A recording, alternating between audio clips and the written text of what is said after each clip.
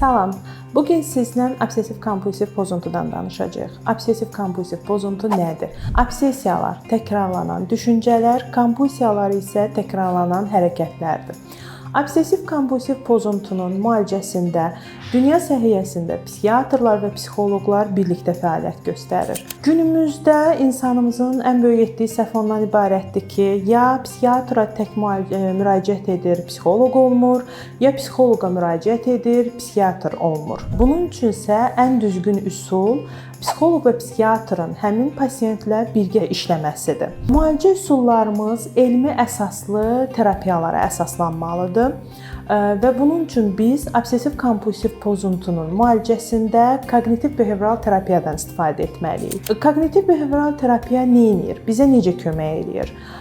Seanslar ərzində biz düşüncələrimizi, o təkrarlanan dediyimiz düşüncələrimizi koqnitiv üsulla həll edirik. Ev tapşırıqlarımızı isə, evə verdiyimiz tapşırıqlarımızda isə təkrarlanan davranışlarımızı həll etməyə çalışırıq.